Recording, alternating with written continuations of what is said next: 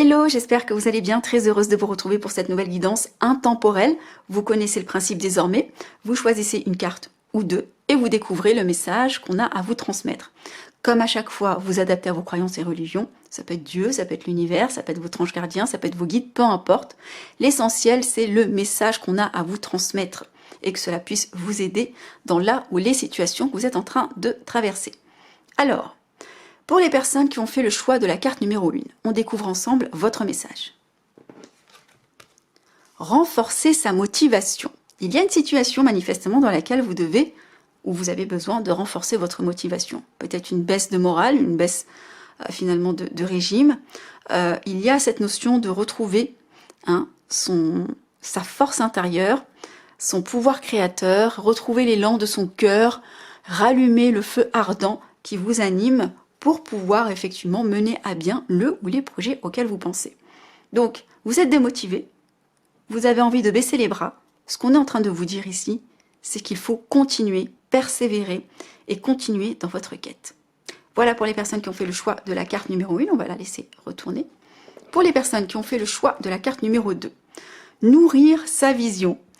C'est intéressant, c'est un peu dans la continuité. Alors, nourrir la vision, c'est un peu plus loin. C'est nourrir son why. Le why, c'est le pourquoi je fais telle ou telle chose. Pourquoi j'ai envie d'aller vers tel endroit, telle personne. Quelle est ma quête? On a tous une vision, on a tous plus ou moins une vision. Et l'idée ici, c'est de pouvoir la nourrir. La nourrir, c'est de mettre en place des actions pour pouvoir effectivement l'approcher. Parce qu'il ne s'agit pas uniquement d'avoir une vision. Là, l'invitation, le conseil, c'est de mettre finalement en place des actions pour justement alimenter cette vision. Se retrousser les manches, jouer du coude et apporter finalement... voilà, c'est vraiment l'eau dans le moulin, quoi. On fait tourner la machine pour aller effectivement... c'est vraiment, tout est dit, c'est vraiment nourrir cette vision pour l'approcher plutôt que simplement la contempler. Donc ça revient à cette idée d'être acteur plutôt que spectateur de sa vie. Voilà pour les personnes qui ont fait le choix de la carte numéro 2. On découvre tout de suite le message pour les personnes qui ont fait le choix de la carte numéro 3. Et nous avons renforcé sa détermination. On est encore dans des messages de motivation, de détermination. J'ai le sentiment que ce sont les énergies du moment. Donc, alors, en même temps, on est en pleine période scolaire au moment. Donc, il y a aussi ici, au même titre que ceux qui ont fait le choix de la carte numéro 1, cette notion bien, de ne pas renoncer, de rester motivé, focus, de garder un mindset intact pour aller finalement vers ce que l'on souhaite. Et ça passe par effectivement se rappeler de ce qui nous motive et renforcer cette détermination pour continuer, persévérer sans jamais renoncer. Pour les personnes qui ont fait le choix de la carte numéro 4, nous avons se libérer de la peur. Alors, c'est quelque chose qui revient assez souvent puisqu'on est tous effectivement alimentés. Alors la peur, c'est quelque chose dont il ne faut pas avoir honte. La peur a sa raison d'être. Tout le monde a peur de manière générale, quels que soient les domaines que nous traversons dans notre vie. La seule différence, c'est que parfois cette peur, elle est pour le coup suralimentée, elle est exagérée par notre mental, par peut-être effectivement des conditionnements, par un entourage qui n'est pas forcément malveillant, mais parfois maladroit. Donc là, le conseil, de toutes les façons, si vous avez tiré cette carte, c'est qu'il y a une situation qui doit faire écho à ce message. Il y a cette notion de ne pas laisser la peur driver, diriger votre vie. D'accord? Encore une fois, elle a sa raison d'être, mais sa raison d'être n'est pas de choisir pour vous la vie que vous souhaitez mener. Donc, s'il y a quelque chose qui vous fait peur, ok, très bien, mais je ne vais pas renoncer à tel rêve parce que j'ai peur. Voilà, c'est un peu ça le message. Pour les personnes qui ont fait le choix de la carte numéro 5 cette fois, nous avons le cadeau, très belle carte. Ici, on vous dit que vous allez avoir un cadeau, que vous avez un cadeau, vous avez reçu un cadeau. Il y a quelque chose de beau qui vient vers vous. Ça peut être effectivement un cadeau de l'univers, mais quoi qu'il en soit, il y a quelque chose de beau. Alors peut-être que vous avez déjà quelque chose et vous n'avez pas conscience que c'est un cadeau. On vous dit ici, mais prenez conscience que ce que vous avez ou ce que vous allez avoir, eh bien c'est un cadeau. C'est cadeau, vraiment, c'est beau. Donc quelque chose de vraiment très beau. En plus on est sur le 9, vous allez bientôt clôturer un cycle pour aller vers quelque chose. En plus on est sur le 9, donc vous allez bientôt clôturer un cycle pour aller vers autre chose. Donc vraiment, ouvrez-vous à ces nouvelles perspectives, à ce nouveau chemin. Quelque chose de beau ici, eh bien, alimente vos énergies pour les personnes qui ont fait le choix de la carte numéro 5. Quelque chose de beau ici domine vos énergies pour les personnes qui ont fait le choix de la carte numéro 5. Quel est le message? Pour les personnes qui ont fait le choix de la carte numéro 6, nous avons entré en phase avec son aspiration. Il y a possiblement un projet qui vous anime, une aspiration, quelque chose à laquelle vous aspirez, quelque chose qui peut-être vous fait rêver, quelque chose qui vous anime.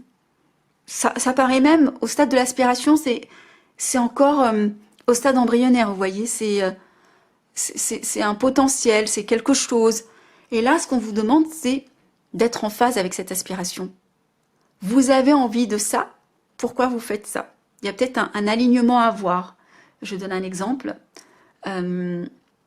Vous avez envie de passer plus de temps avec vos proches.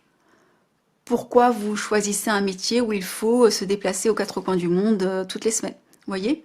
Donc, il y a peut-être un désalignement ici, quelque chose comme ça. Donc, soyez en phase avec ce à quoi vous aspirez. Vous voyez? Si votre quête, c'est de passer toutes vos journées avec vos enfants, peut-être que le métier d'hôtesse de l'air n'est pas nécessairement, ou de steward n'est pas forcément le plus adapté. C'est un exemple. Donc il faut être en phase avec effectivement ce qu'on souhaite. C'est plus harmonieux. Pour les personnes qui ont fait le choix de la carte numéro 7, nous avons légitimé ces aspirations. Ah ben voilà, on est encore dans les aspirations, décidément. Donc là, on vous invite à les légitimer, d'accord? Légitimer, ça veut dire tout simplement, je n'ai pas à avoir honte d'avoir ce rêve. Non, ce n'est pas trop grand.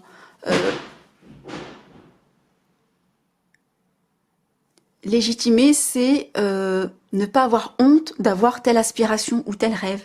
Non, ce n'est pas trop grand pour moi. Oui, je suis légitime. Oui, effectivement, j'ai conscience que c'est quelque chose, une quête peut-être qui paraît incroyable, mais plus grande que moi ou quelque chose comme ça. Mais j'ai la légitimité et je suis légitime aussi à avoir ces aspirations. Je n'ai pas honte de dire que je veux avoir telle ambition. Vous voyez?